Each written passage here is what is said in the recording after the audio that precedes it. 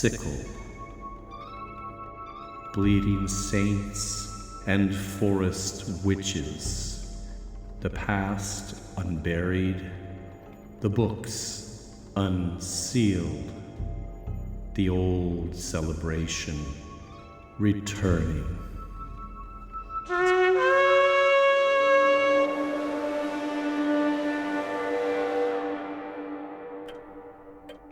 Hello and welcome to my study. Please come in and have a seat. All the books surrounding you are those used to research our show, and the individual here to my right, along with managing domestic duties, serves as our reader for any passages that will be directly quoted from these sources. Her name is Mrs. Carswell. Hello.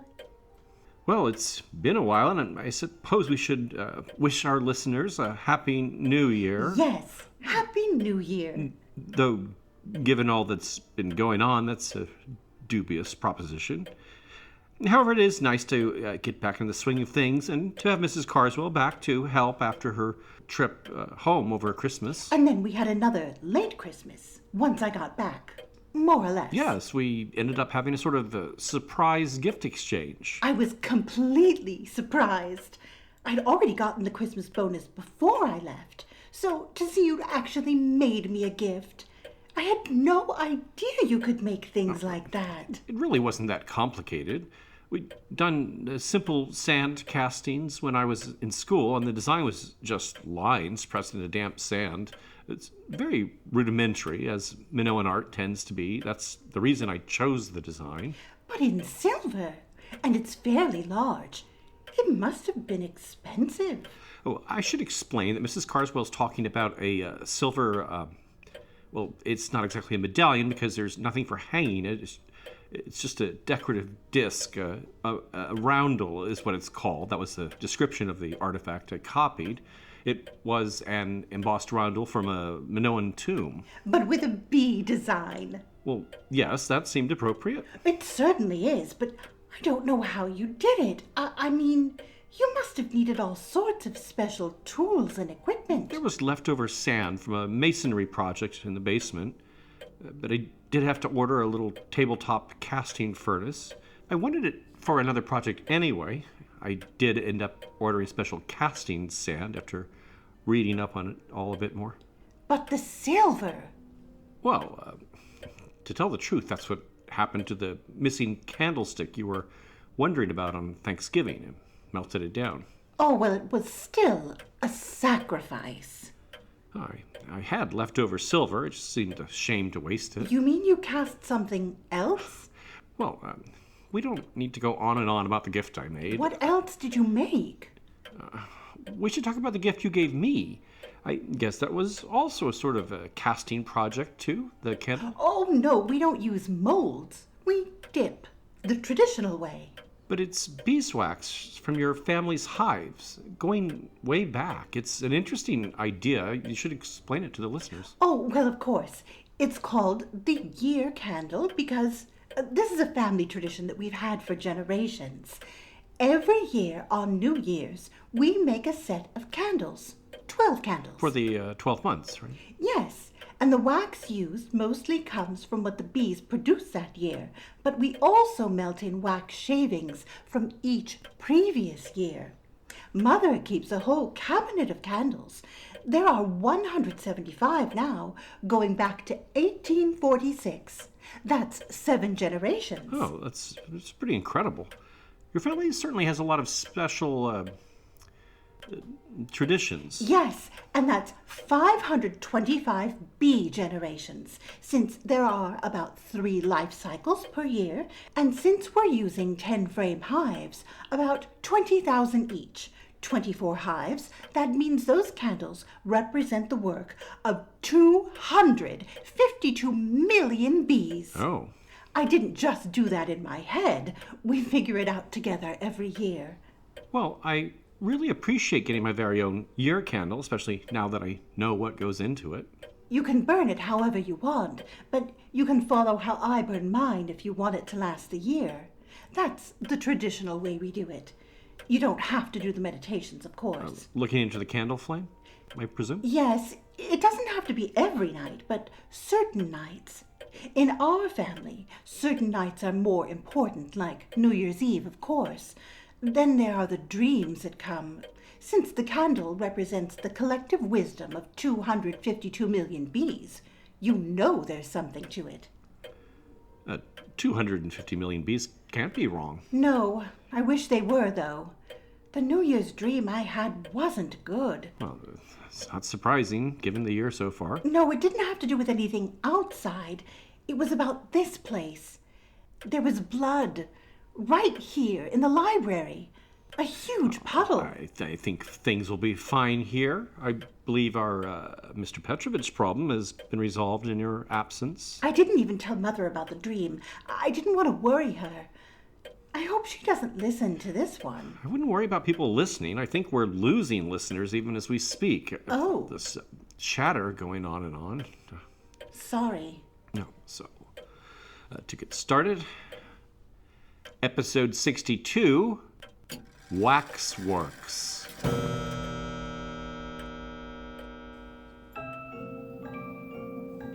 I am your host, Al Ridenour, and this show, Bone and Sickle, examines the intertwining of horror and folklore in a historical context. I started the show as a way to further explore this area of intersection after writing my book, The Krampus and the Old Dark Christmas. I should apologize that I only have time for this one episode in January, as I was out sick earlier, though not that kind of sick, just a bug having nothing to do with our pandemic. But this episode is a bit longer, so I hope that's of some compensation. Bone and Sickle only exists thanks to the generosity of our Patreon donors, who receive monthly rewards, including short bonus episodes. And I'll have more on all that at the end of our show.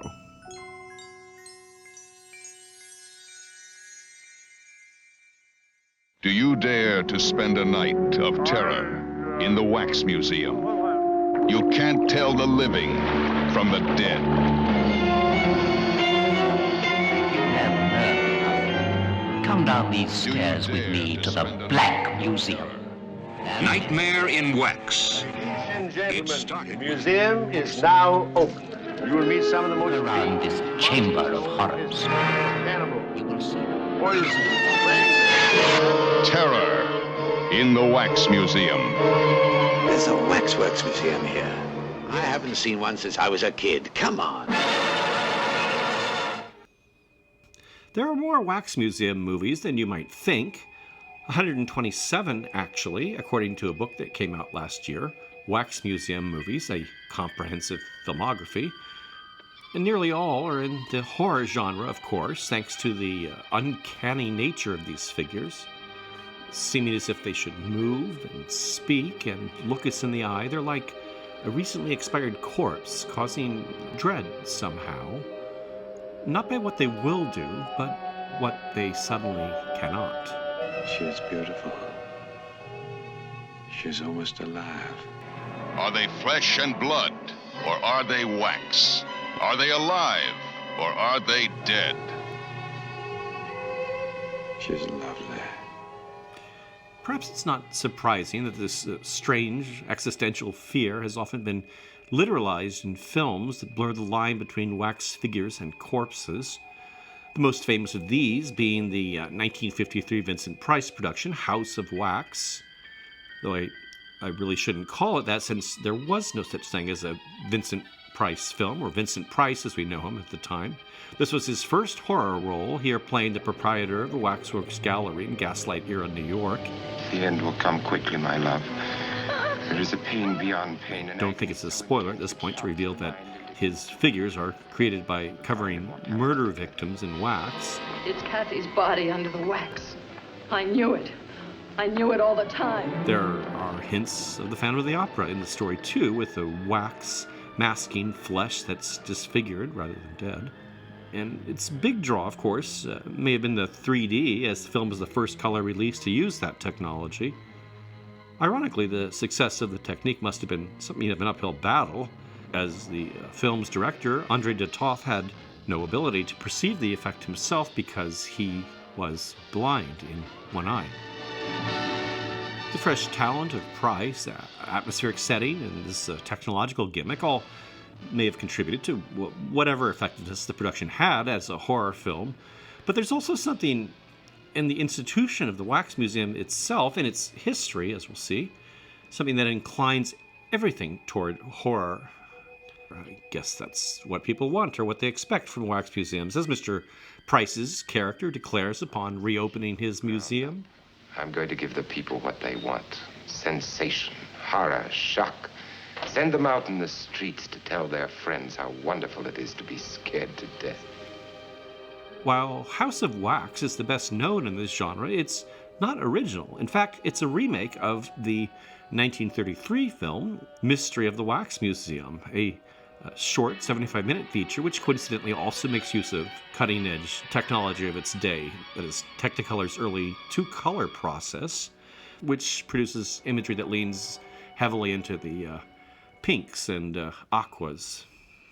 Its subject matter may have also been ahead of its time, as the New York Times found it too ghastly for comfort. Today it seems much less remarkable, and aside from its peculiar color process and more famous 3D offspring, it's perhaps only noteworthy for its lead casting of Fay Wray, who that very same year had put in her iconic performance in The Paw of King Kong.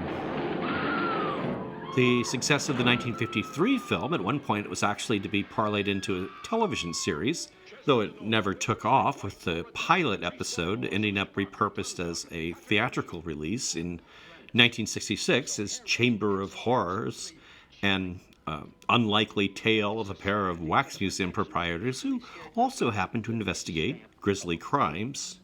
Once again, technical gimmickry, a la William Castle, played a role in this one. You will be warned by the fear flasher and the horror horn. Watch for the fear flasher.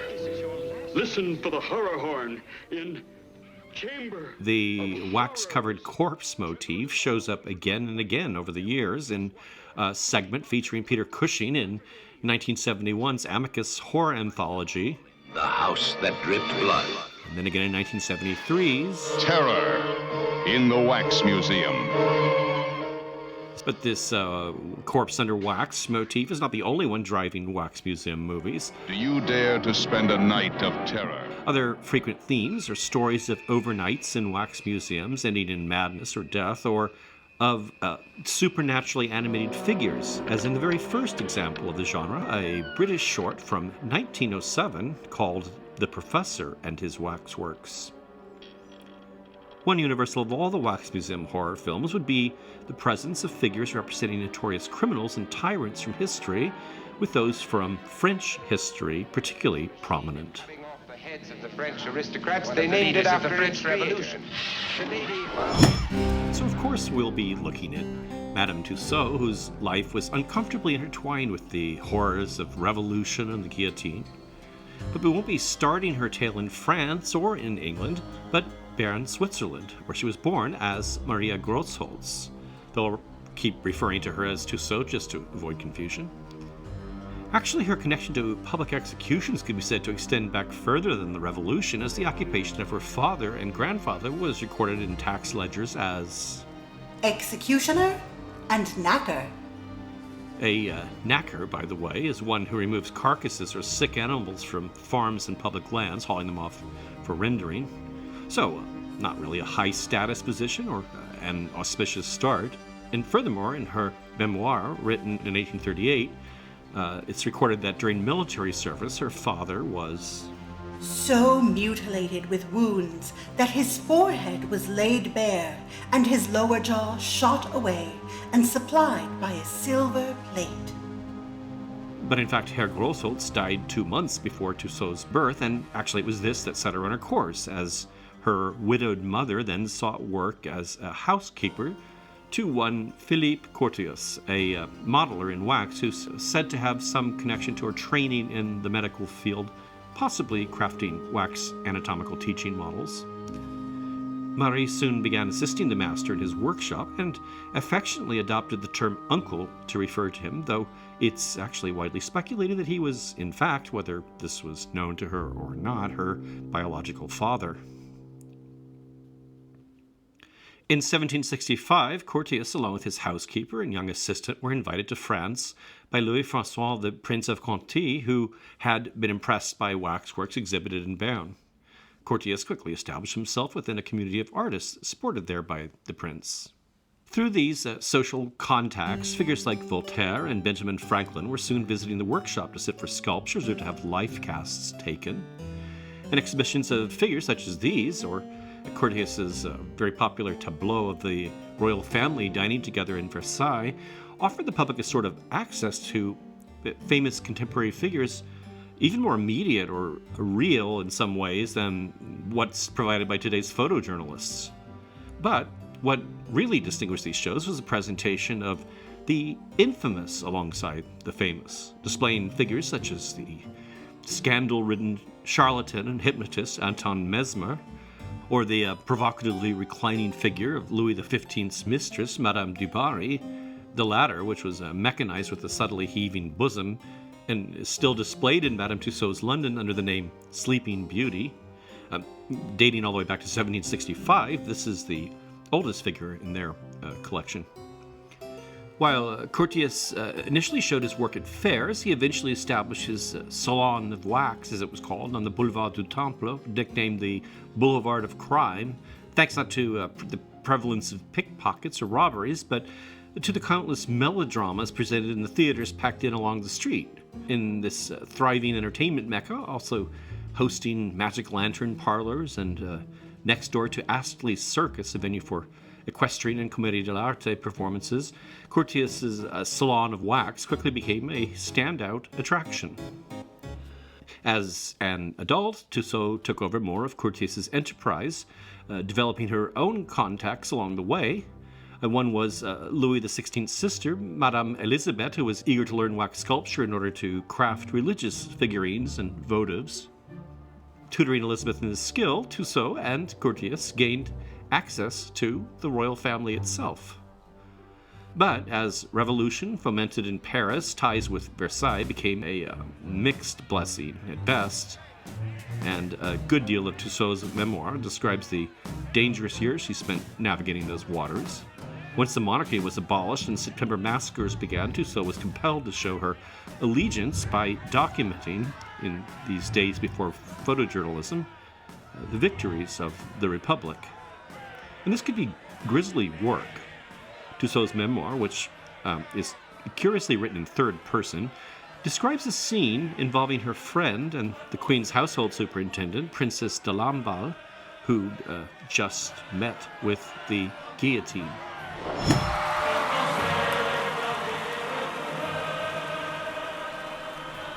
Her head was immediately taken to Madame Tussaud.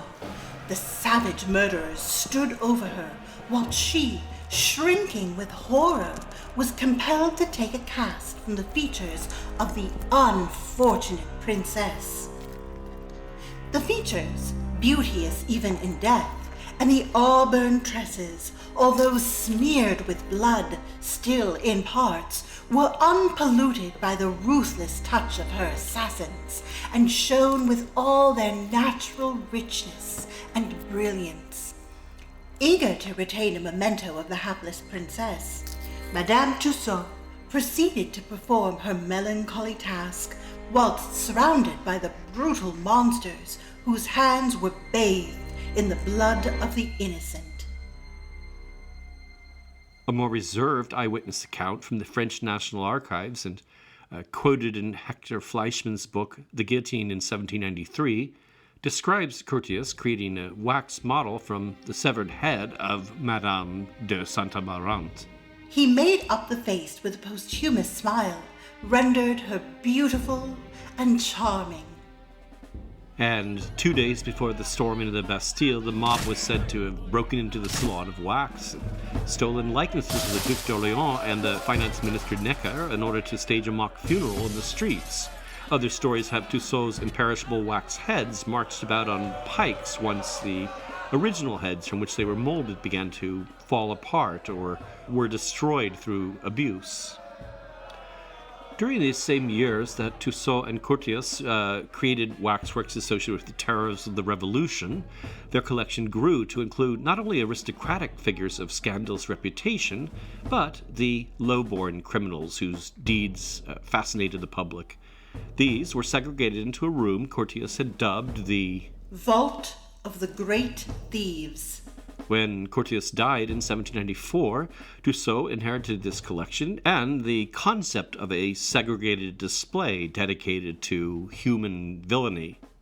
By 1795, she had married a civil engineer by the name of François Tussaud, and so it was under that name, no longer Grosholz, that she traveled to London in 1802 to accept an invitation to exhibit her work alongside phantasmagoria shows presented at the Lyceum Theatre by the Belgian magician and magic lantern impresario Paul Philidor.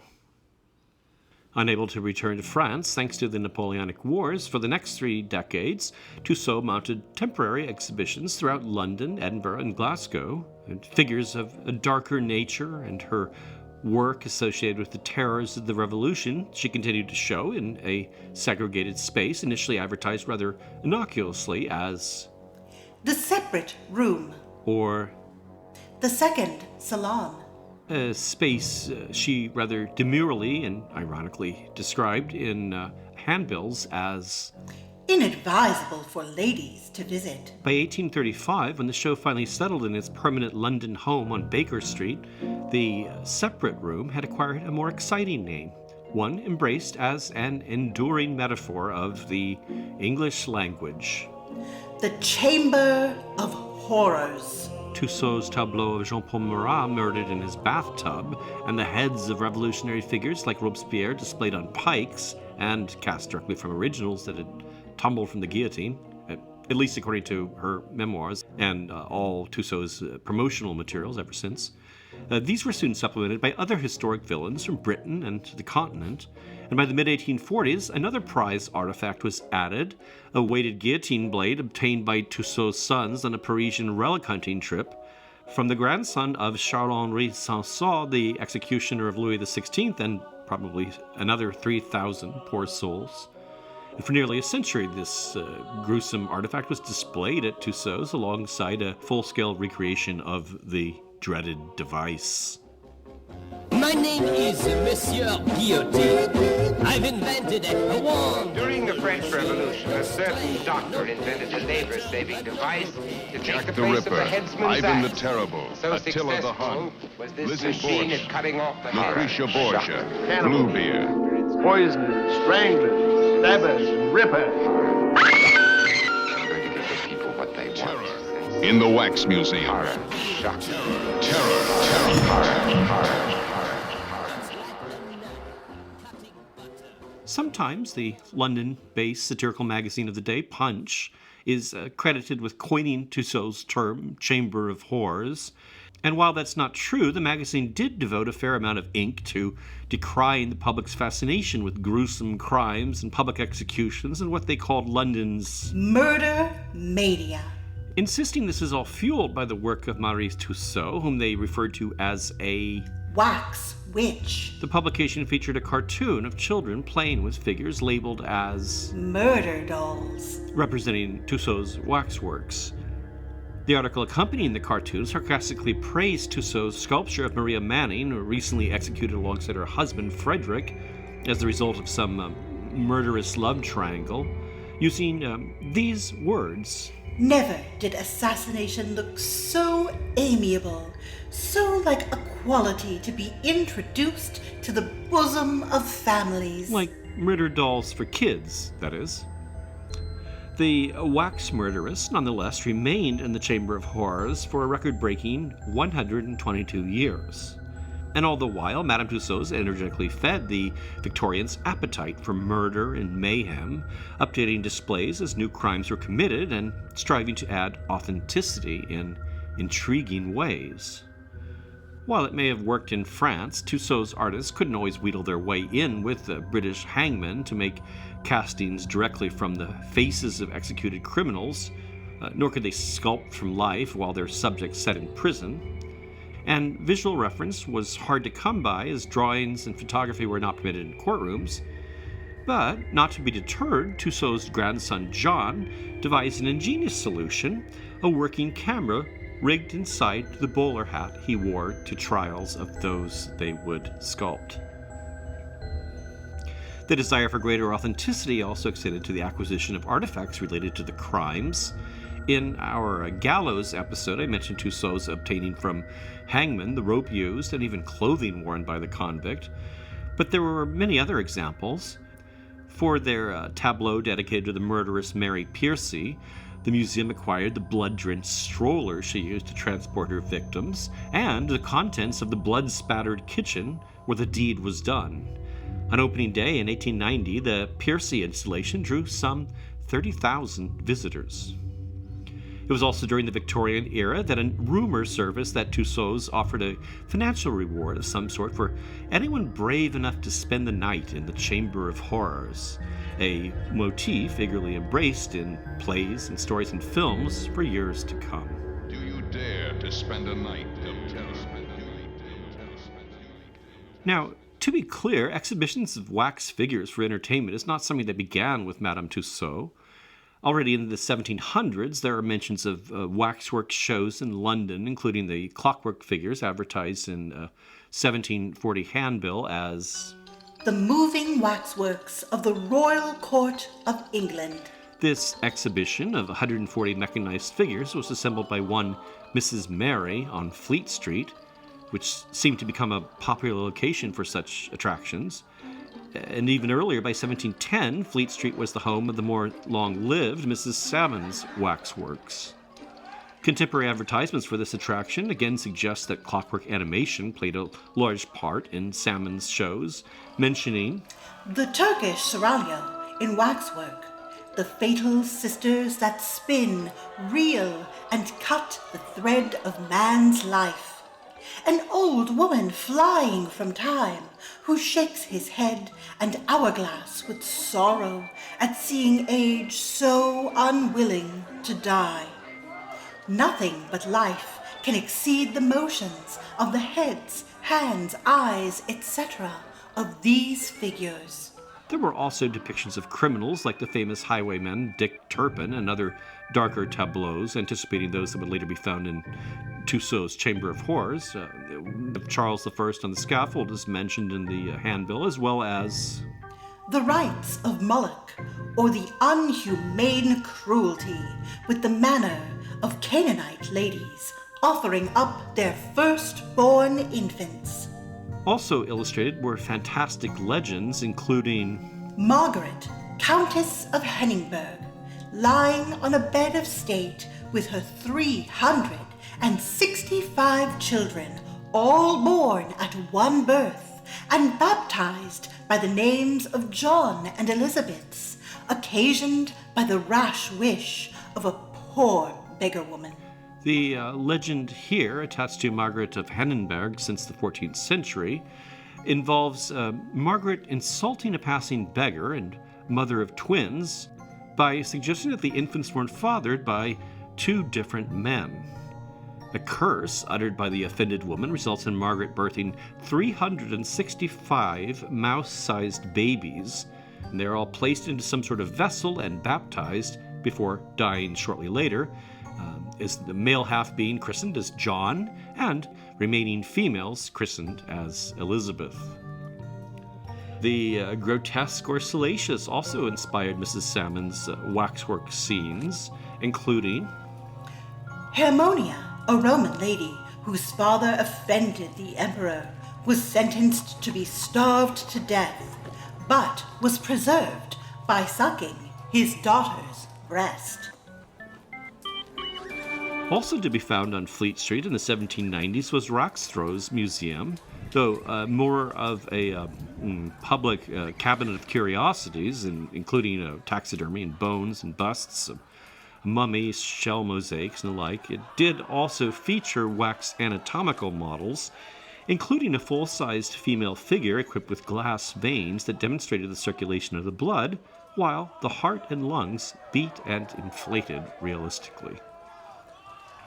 Fleet Street was a sort of winter quarters for a number of exhibitors that during better weather brought their shows to London's fairs, particularly the Southwark and Bartholomew fairs. Madame Tussaud, during her traveling years before landing on Baker Street, also showed at fairs, as did Curtius in France. Charles Dickens mentions waxworks at Greenwich Fair in Sketches by Boz, also mentions a Fleet Street waxworks collection, probably Mrs. Salmon, in David Copperfield, and compared Great Expectations' perpetual spinster, Miss Havisham, to some ghastly waxwork at the fair. But his interest in waxworks really blooms in the 1840 novel, The Old Curiosity Shop, which it actually spends less time in the titular shop than in following the on-road adventures of its young heroine, Little Nell. Part of the volume has her apprenticed to a cranky, alcoholic proprietor of a traveling wax show, a Mrs. Jarley, who's clearly inspired in certain ways by Madame Tussaud. Along the way, Dickens provides an entertaining description of Jarley's less than masterful sculptures. Standing more or less unsteadily upon their legs, with their eyes very wide open, and their nostrils very much inflated, and all their countenances expressing great surprise. All the ladies and the gentlemen were looking intensely nowhere, and staring with extraordinary earnestness at nothing. Published in 1896, a much more obscure, ostensibly non-fiction book, Joe Smith and His Waxworks, describes the life of another traveling showman. Written by the nephew of its subject, it begins at an auction with the purchase, sight unseen, of a decrepit collection of wax figures on which Smith stakes his fortunes. It goes on to reveal a trove of details and techniques involved in running such a show in 19th century Britain. Smith's collection includes a poor man's version of Tussaud's or Curtius's Sleeping Beauty, complete with wheezy, inflating chest, a mechanized beheading scene that refuses even once to work properly, a Cave of Robbers tableau, and the ever-expanding collection of murderers, actually repurposed older figures, as he explains. The hair on the old figures was generally rusty, and the wax was brown or green or dirty. This had a neglected look which was recognized to be very suitable for a murderer. Otherwise, our murderers were originally figures of very respectable persons, as Lord Byron, Lord Brougham, Richard III, and George III in the old show. If the figure desirable to convert into a murderer had originally a kind of smile or smirk upon his face, this did not come in so well for the murderer, but with a warm skewer you could easily bring the corners of the mouth down and color the place over to make him look as savage as desirable. He then goes on to describe one murderer that was particularly beloved, causing bottlenecks in the line of visitors snaking through. Whichcord the murderer had first cut his child's throat, which was represented in our show by a large doll with a piece of red braid tied round its neck. Then he shot his wife. The pointed pistol in his left hand had a piece of cotton wool to show the smoke still issuing from the barrel, and then cut his own throat with his left hand, so that the whole affair appeared to be going on at once. It was really quite exciting. And Smith explains the need for constant updates on Murderer's Row. When a show comes to a fair every year, the same visitors get familiar with the old figures after a time, so that a new murderer is always an attractive novelty. If there are not enough murders naturally as they occur, we like to have them invented and put in our plays and tales. People must have them somehow, or be disappointed and get low-spirited. And no one wants that. The feelings of horror Waxworks provoke goes much further back than the villains of Tussaud's Chamber of Horrors in London or Paris, or even Mrs. Salmon's displays. In the Middle Ages and even earlier in Imperial Rome, wax figures have been used in funerary rites to represent the dead, and this in a way that purposely blurred the line between the living and the dead, stirring that feeling of the uncanny and the unease we naturally feel observing a figure that may or may not be alive or human. Can't tell the living. Are they flesh and blood from the dead? Or are they wax? Are they alive? Or are they flesh and blood? In our Ghastly Saint Stories episode, in exploring the topic of allegedly miraculously preserved bodies of saints, I've already discussed how wax has been used to repair or replace disintegrating flesh, creating that sense of uncanny confusion between natural artifice and supernatural body. But something similar transpired in England's royal funerals, beginning with that of Edward III in 1377.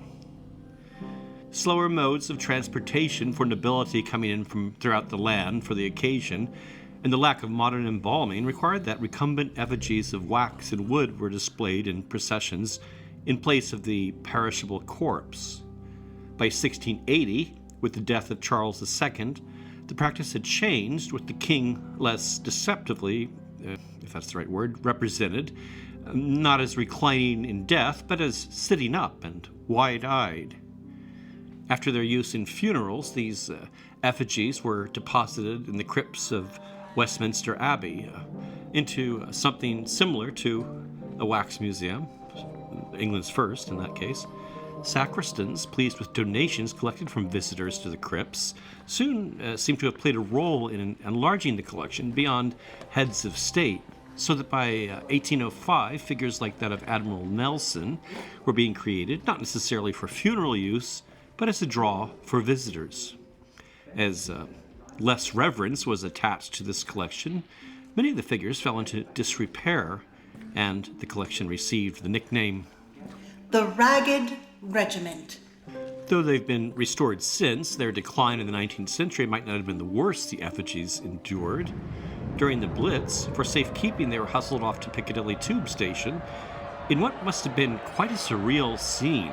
Ordinary Londoners rubbing elbows with broken down royal ghosts as the bombs exploded above. The use of wax funeral effigies was not restricted to England. It's not definite, but the British practice may have come from France, which produced artists like Antoine Benoit, who became well known for his representations of figures in the court of Louis XIV and was invited by James II to England to create figures there. By the 16th century, funeral effigies of French royals were also represented not as recumbent in death, but alive, and, in fact, were treated as such during extended funeral rites, which in the case of Anne of Brittany, wife of Louis XII, for instance, included seating the figure at a table for a sumptuous send-off feast. History records a similar practice attached to the funeral rites of Charles III and lesser nobility, such as the Dukes of Lorraine, who also embraced banquets served up to funeral effigies in emulation of the royal court. Beyond Westminster's crypt, there are some other contenders for forerunner of the Wax Museum, namely displays of wax figures in medieval Italy. These examples are rooted in the Catholic use of ex votos, a term from Latin meaning from a vow. The vow here being a promise to offer something as thanks for a prayer request that's granted. The ex voto is left at the shrine to the holy personage answering the prayer, not only as a thank you, but also as a testimony or documentation of the miracle.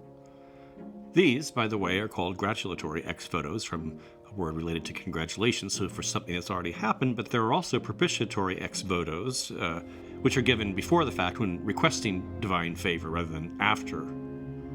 Votive candles, of course, are the most common form of ex votos, but small paintings of the miraculous granting of the prayers in Mexico, or tin ornaments stamped with an image representing the miracle in Greece, are other forms. But the form I wanted to discuss are anatomical votives, that is, models of an afflicted body part, an arm, a leg, or eye healed, or a heart for an emotional need that was met. Particularly in Italy, these are made of wax. And this is likely a reason that the art of anatomical models created for medical study first appeared in that country with its epicenter in Florence. Now, one doesn't always find these as small anatomical or fragmentary votives. They can also represent an entire figure in wax, which is where our forerunners of the Wax Museum come in. There are a couple of standout examples in Italy. The Shrine of Our Lady of Grace, Le Grazie, near the town of Mantua in Lombardy, is one. It was founded around 1200 as a simple shrine built by fishermen on a swampy promontory and dedicated to the Madonna and Child that protected the fishermen and their boats. Around 200 years later, the structure was enlarged to celebrate the Virgin's protection during a time of plague. And it was soon recognized as a site of pilgrimage and miracles, and began accumulating ex-votos. The English journalist George Meredith describes its appearance around 1910 when he saw it in his letters. The Church of Le Grazie is one of the most curious of Italy. The walls of the building are covered with a double row of wax statues of life size, representing a host of warriors, cardinals, bishops, kings, and popes. There is even a convict who, at the moment of being hanged, implored mercy of the all-powerful Madonna, whereupon the beam of the gallows instantly broke, and the worthy individual was restored to society. A very doubtful benefit after all. About 40 of these statues survive today, arranged in tiered niches that line the sanctuary walls. Also remarkable is the profusion of the smaller anatomical votives that cover nearly every available surface. And then there's a taxidermied crocodile hanging from the ceiling. Reminiscent of the giant bones displayed in some churches, as we discussed in our episode on antediluvial giants, this beast was hung up sometime in the 15th or 16th century. Its presence is explained in a number of contradictory legends. It either escaped from a menagerie kept at the local lord's estate, or was brought back by the Crusaders from the Holy Land, or it's simply there to remind the faithful of the temptations and dangers presented by its fellow reptiles, the serpent in Eden, or the great serpent or great beast described in the book of Revelation. At the National Gallery of Art here in the U.S., there's a famous bust of Lorenzo de' Medici that was once thought to have been sculpted by Michelangelo. It's actually a terracotta copy of a portion of a full-figure wax original produced as an ex-voto. Lorenzo was known to have commissioned ex-votos of himself in gratitude for his survival of an assassination attempt. This figure would have been one of three described in Giorgio Vasari's 1550 book, Lives of the Artists, one created by the sculptor and painter Andrea del Verrocchio, and Vasari describes them as built up over skeletons within of wood and splint reeds, portrayed from life and painted with oils, so lifelike and so well wrought that they seem no mere images of wax, but actual living men. The figure was dressed in Lorenzo's actual clothing, bloodied in the actual assassination attempt, in the same way that the figures at Madame Tussauds are dressed in authentic wardrobe. It once stood in the Basilica of the Most Holy Annunciation in Florence, which is the other church that grew into something resembling a wax museum. Its collection of ex-votos is described by a Dutch visitor, Arno van Boekel, in 1588. There is such an infinitude of votive statues and paintings that when you first enter the church, you'd think that you were entering a field of cadavers. For there are statues and effigies with which the church is overfull, lifelike and life-size, of wood, of stone, and of wax. There one sees the suspended statues of Leo and Clement in their pontifical habits, and of several kings and princes, and around them other statues of armed soldiers, horsemen, and infantry. Here hang almost completely rusted swords, there helmets, lances, bows, arrows, indeed every kind of armor. In another part, we see the wounded, the hanged, the tortured, the shipwrecked, the imprisoned, the sick, and the pregnant, lying in bed, all represented by statues.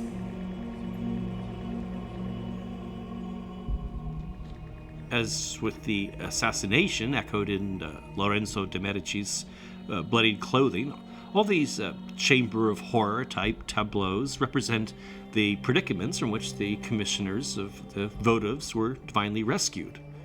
This collection at the Annunziata, as the church is called locally, became such an attraction that it was often the first stop of foreign dignitaries visiting Florence, something prioritized over whatever official meetings they may have had on the docket.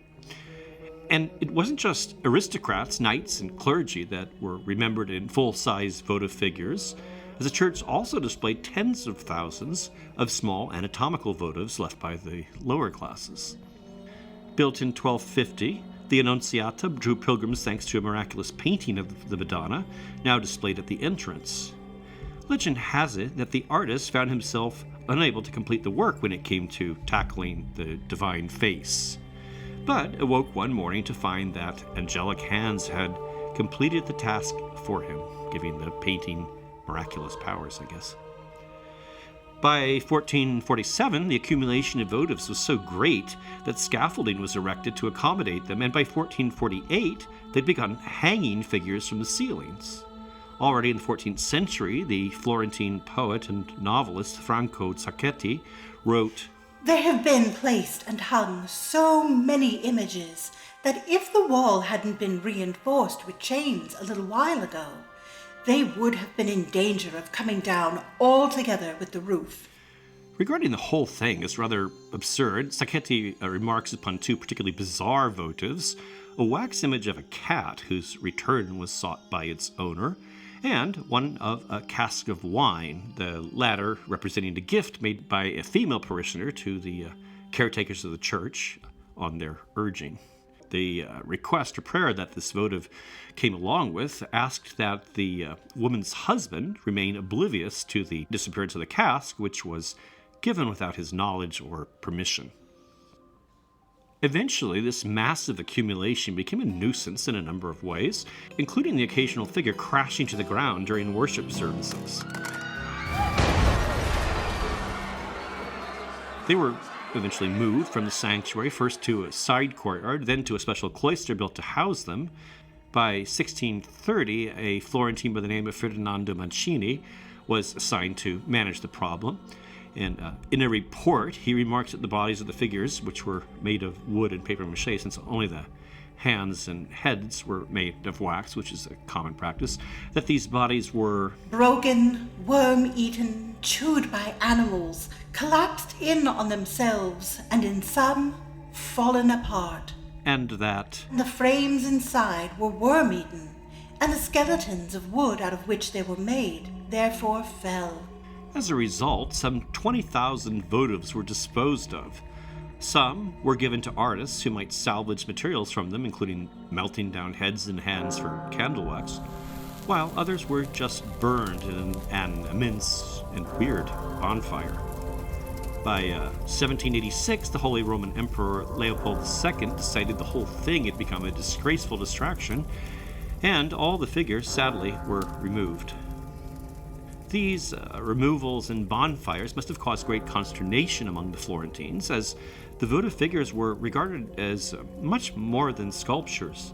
They were perceived as bearing a sort of magical bond with the donors who commissioned them as a sort of a stand-in for the living mortal until such time as that person could rest forever in the sanctity of the church's crypts. When political tides turned against prominent individuals, as they often did in Renaissance Florence, the inevitable removal of their votive double was spoken of as a killing or murder of that personage. This similarity to the use of wax dolls in witchcraft was emphasized in a 1932 study of the votives by the noted art historian Abbe Warburg, who wrote, "The Florentines, descendants of the superstitious Etruscans, cultivated the magical use of images in the most unblushing form, right down to the 17th century. The Etruscans were famous for magical practices that shaped Roman religion and culture.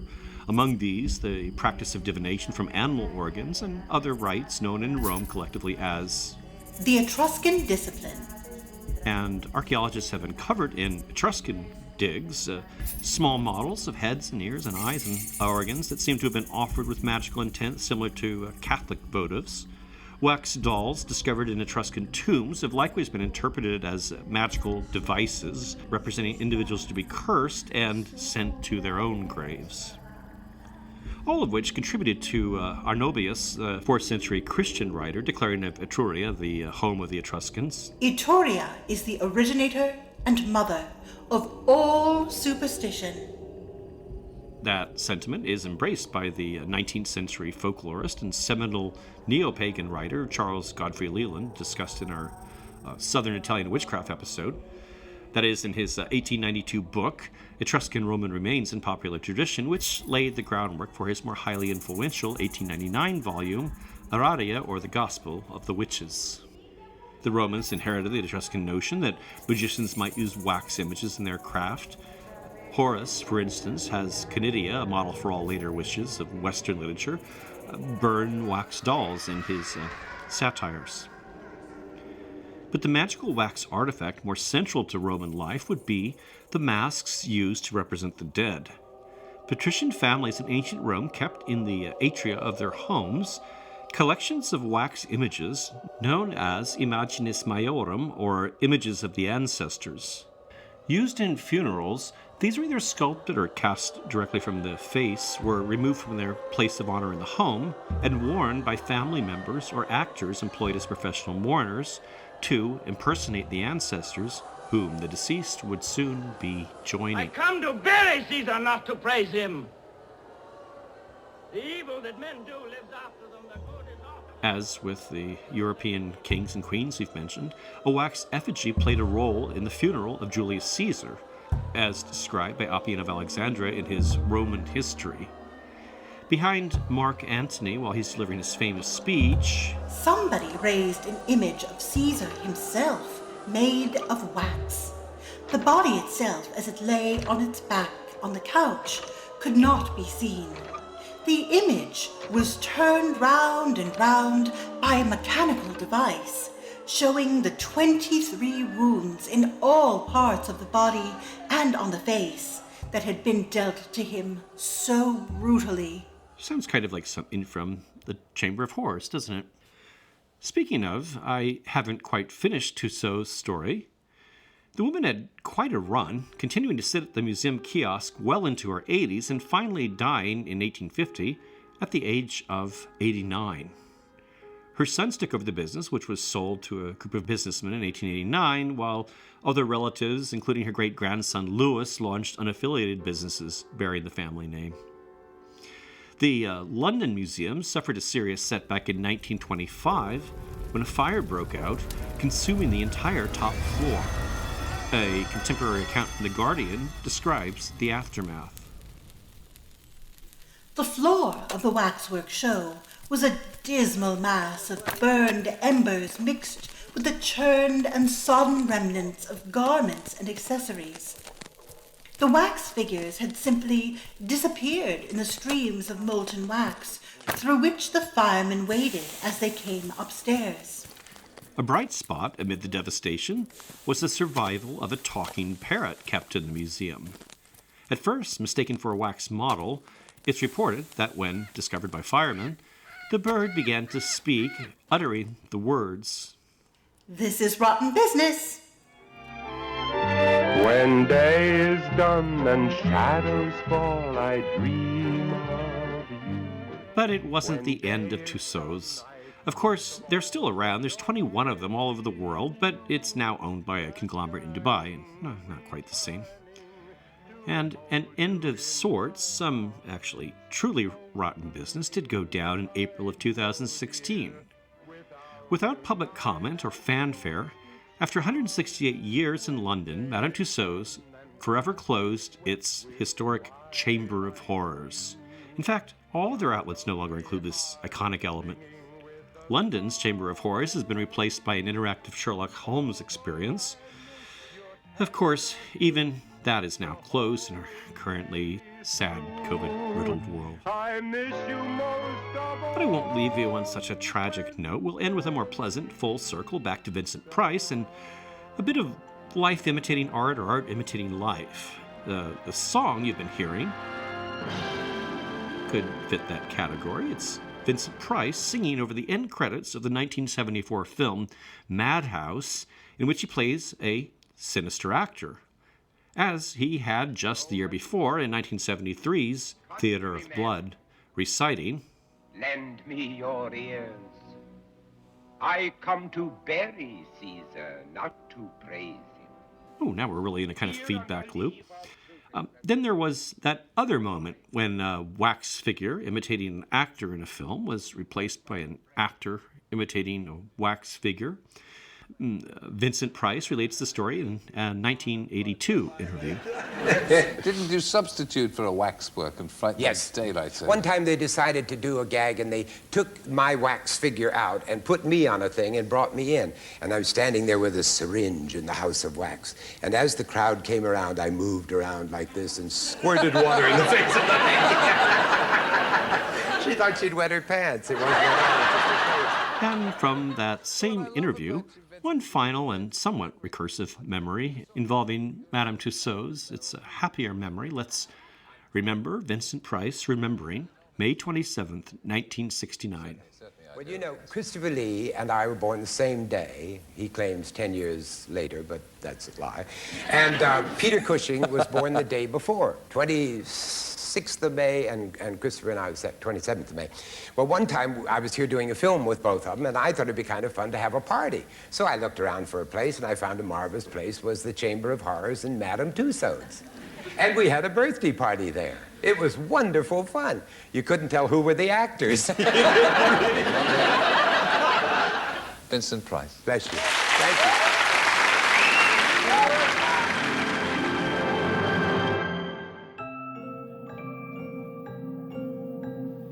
I hope everyone's been enjoying our show and that you might have the opportunity to share episodes with friends, or even better, to leave a review wherever you listen. These really help us out, even if it's just a star rating or even a short sentence or phrase. As I mentioned at the top of the show, these episodes only keep coming out because of the support of our Patreon subscribers. When you donate, you're contributing to the more than 100 hours of work that goes into each episode. Pledges begin at $1 and can be edited at any time. Those subscribing at the $4 level or higher now receive an extra short episode in the marvelous and rare format we provided a sample of in September last year. We've also added a Bodensickle candle featuring the skeletal Saint Notborga, as well as 2 different mystery kits, each one with its own unique offerings. And we still offer my Krampus book and the show soundscape you hear in the background under the narration. I definitely want to thank our new patrons, Benjamin Chilton, Will Kleinhentz, Ruben Ariano, Leanna Wall, and Victoria Howard. Also, thanks to Noah D. for upping his pledge. If you haven't yet, you might want to visit our website, bodensickle.com. There you'll find links to our Patreon, Facebook group, Twitter, and Instagram, along with show notes with plenty of images and some links to audio used in the program. The show is written and produced by me, Al Reitnauer. Mrs. Carswell is played by Sarah Chavez, whose projects and writing related to death and culture you can track at sarah-chavez.com. Thanks so much for listening.